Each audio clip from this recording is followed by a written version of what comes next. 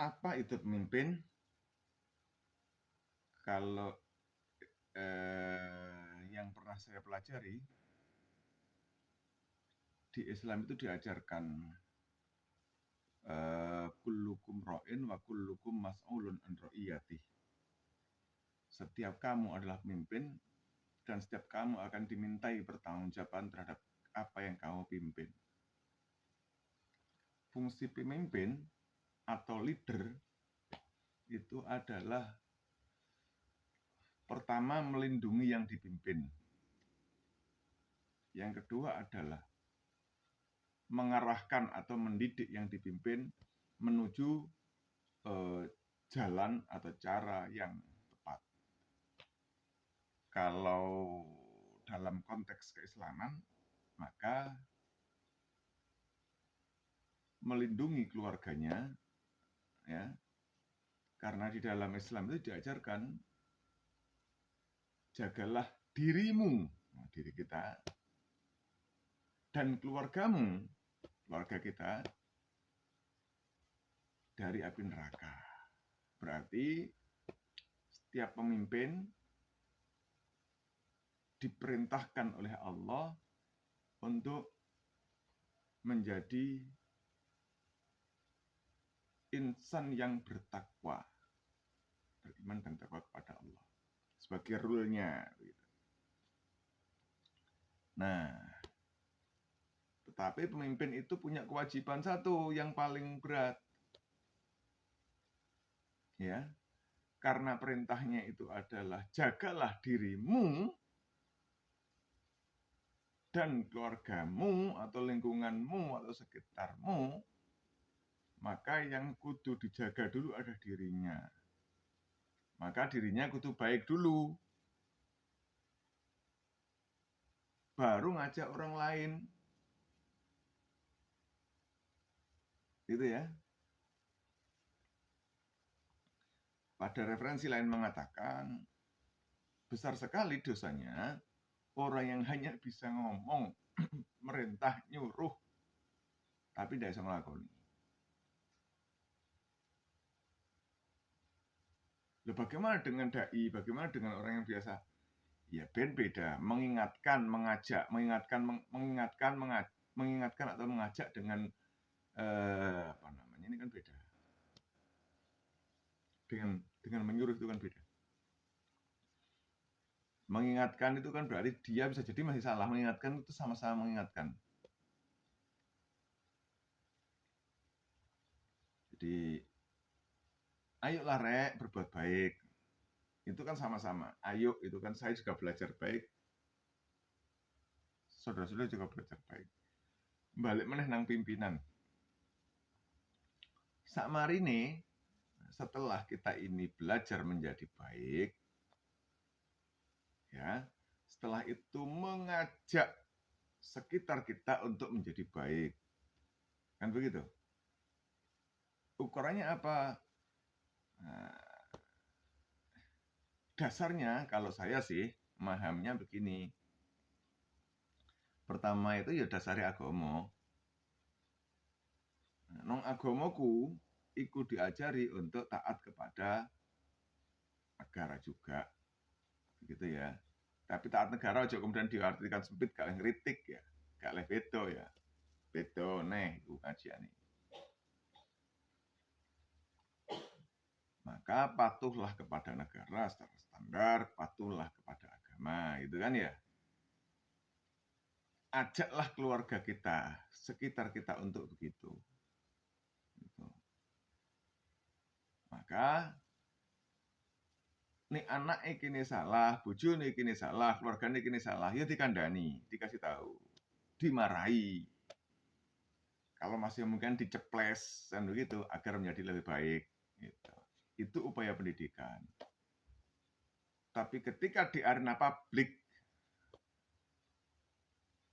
oleh anak kemudian di masyarakat dia terlihat salah oleh di mata orang lain, maka kita harus di depan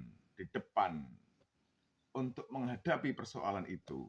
Sebagai pemimpin harus di depan untuk menghadapi persoalan itu. Kita lihat Betulkah anak kita yang salah? Betulkah istri kita yang salah? Betulkah keluarga kita yang salah?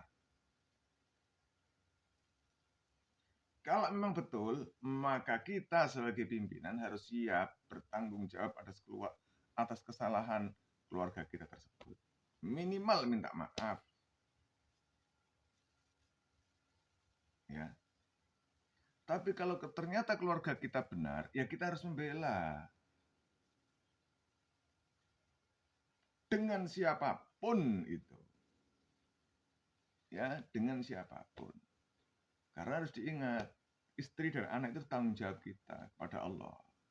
Kalau memang mereka harus disakiti oleh orang lain, yang kita harus di depan.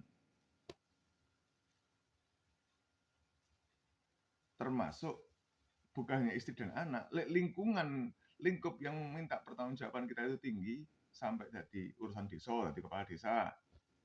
Kalau di wilayah pekerjaan ya kepala apa, koordinator apa, produksi atau apa, ya kita yang menjadi penanggung jawabnya. Jadi pimpinan itu gak enak nih, gajinya gede, jabatannya dukur, jadi sok jeragan, kami ngono tok.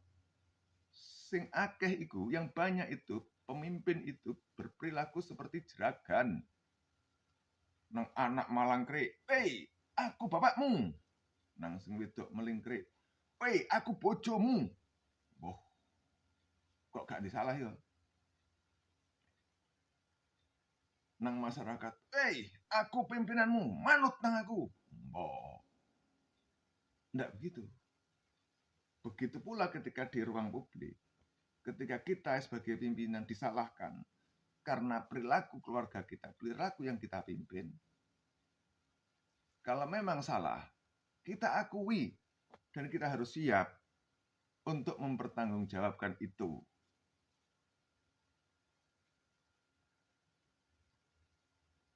Tidak kemudian ketika ada salah yang belum ini kemudian, "Gak ero, itu kan kelakuannya gak ero aku." Tidak begitu. Mentang-mentang dari kepala apa begitu kan ya, kepala apa, atau ketua apa gitu. Anak buahnya salah, timnya salah. Ya, timnya salah. Lalu pimpinan di atasnya menyalahkan dia. Gimana kamu? Jawab, "Saya tidak tahu apa-apa, Pak. Yang salah itu anak-anak itu loh, Pak. Tidak bisa dikasih tahu." Padahal dia tidak pernah ngasih pengarahan atau apapun. Tapi dia ngomongnya, "Dia itu kan mestinya nunggu saya, macam-macam." Kamu nggak pernah ngontrol kok. Nggak pernah komunikasi kok, kemudian disalahkan orang nggak mau. Sambil kemudian bilang, "Saya ini kan nggak tahu apa-apa. Saya yang kena." Yo iku tanggung jawab dadi kepala iku. Tanggung jawab kepala itu tidak mudah. Dia di tengah. Dia harus arif. Dia harus ngemong. Dia tidak boleh zalim. Dia harus bertanggung jawab. Dia harus berani. Dia harus ngambil keputusan tepat. Akeh tanggung jawab, tugas dan fungsi seorang pimpinan itu. Gak mek bentak-bentak tok, gak mek nyenani tok. Kudu siap disalah nih. Kudu siap dikritisi. Apa maneh lek pimpinan yang dibiayai oleh yang dipimpin. Lek gak gelem mundur ae. Dadi pimpinan, siapapun dia. Ketua RT, kepala desa, bupati, gubernur, presiden. Kalau ndak mau dikritisi siapapun, mundur aja. Karena yang bayar kalian itu adalah masyarakat. Begitu. Ya. Itu kepala apapun. Kalau ndak pecus mimpin, mundur. Karena tugas pimpin itu ya ngurus yang bawah, ngurus yang atas. Ya. Oke, belajar jadi pimpin bersama.